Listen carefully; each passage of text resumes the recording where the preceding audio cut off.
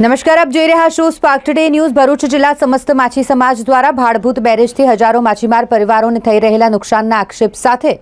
કલેક્ટરને આવેદનપત્ર પાઠવવામાં આવ્યું। ભાડભૂત બેરેજના અસરગ્રસ્ત માછીમાર પરિવારોની વૈકલ્પિક રોજગારી માટે અલિયા બેટની જે જમીનો ફાળવણી માટેની દરખાસ્ત ચાલી રહી છે, તેમ છતાં હજારો અસરગ્રસ્ત માછીમાર પરિવારોની અવગણના કરીને તે જ જમીનો કચ્છ ગાંધીધામની બે કંપનીને ફાળવણી કરી દેવાની એકતરફી કાર્યવાહી થઈ રહી હોવાના આક્ષેપ કરવામાં આવ્યા છે। સાથે જ અસરગ્રસ્ત માછીમાર સમાજ માટે અલિયા બેટની જમીનોની ફાળવણી કરવામાં નહીં આવે ત્યાં સુધી આંદોલન ચાલુ રાખવાની ચીમકી ઉચ્ચારવામાં આવી છે। આ તરફ નર્મદા નદીની એસ્ચ્યુરીમાં માછલીઓના બ્રીડિંગ ગ્રાઉન્ડ અને માછીમારોના ફિશિંગ ગ્રાઉન્ડ વિસ્તાર પર ચાલી રહેલા ભાડભૂત બેરેજના કામથી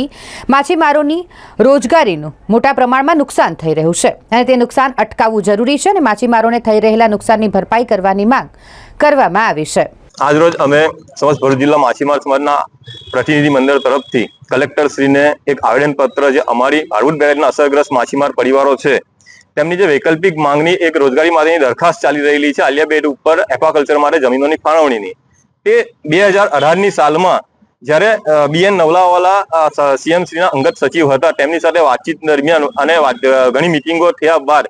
એ દરખાસ્ત અમે અમારા પરિવારોની યાદી જોડે રજૂ કરેલી હતી। 2018થી દરખાસ્તને અમને એવું વચન આપવામાં આવેલું હતું કે આ દરખાસ્ત જ્યારે ભાડભૂત બેરેજનું કામ નર્મદાની વચ્ચે જ્યારે ચાલુ થશે તે સમયે તમારી દરખાસ્તની માંગ પૂરી કરી દેવામાં આવશે, તે પહેલા તમારી માંગ પૂરી થઈ જશે।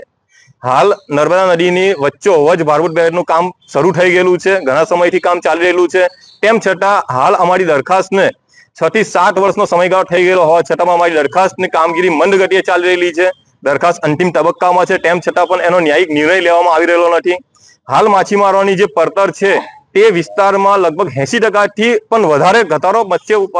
ઉત્પાદનમાં થઈ ગયેલો છે, જ્યારે માછીમારોની જે પરિવારોની પરિસ્થિતિ છે એ ખૂબ જ કથળી રહેલી છે। તેમની બેરોજગારીનો દર અને તેના કારણે એમની શારીરિક, માનસિક અને આર્થિક સ્થિતિ પણ ઘણી કથળી રહેલી છે। તેના કારણે અમારા પરિવારો એક વ્યસન તરફની દિશામાં અને તણાવની અંદર જઈ રહેલો છે અને તેના કારણે અમારા જે માછી સમાજના પરિવારો છે તેના આગેવાનો અને યુવાનોમાં મોતનું પ્રમાણ પણ વધી રહેલું છે। તેની સંપૂર્ણ જવાબદારી આ ભાડભૂત બેરેજ યોજના અને સરકારશ્રીની છે, જેથી કરીને અમે આ આવેદનપત્ર મારફતે સરકારશ્રીની રજૂઆત કરવા માટે આવેલા છે કે અમારી જે દરખાસ્ત તમે જે વચન આપેલું એ વચન મુજબ અમે અમારો વિરોધ છોડી દીધેલો છે, પણ તમારે જ્યારે નર્મદા નદીની વચ્ચે કામ ચાલુ થતા પહેલા અમારી દરખાસ્ત પૂરી કરવાની હતી, માંગ પૂરી કરવાની રીતે પૂરી કરેલ નથી। જે સરકારની સીધે અત્યારે 2018થી માંડીને અત્યાર સુધીના જે આ સરકારના પોતાના પત્રો છે તેને સાથે રાખીને અમારી દરખાસ્તને સાથે રાખીને આ આવેદનપત્ર હાલ આપવા માટે આવેલા છે કે તમે જે વચન આપેલું એ મુજબના અમારા લખાણો છે તો અમારી માંગ તાત્કાલિક ધોરણે પૂરી કરવામાં આવે, જેથી માછીમાર સમાજની જે અમારી સંસ્કૃતિ છે, અમારો સમાજ છે એને બચાવી શકીએ અને તાત્કાલિક ધોરણે અમારી જે આલિયા બેટની જમીનોની માંગણી દરખાસ્ત છે તે પૂરી કરવામાં આવે।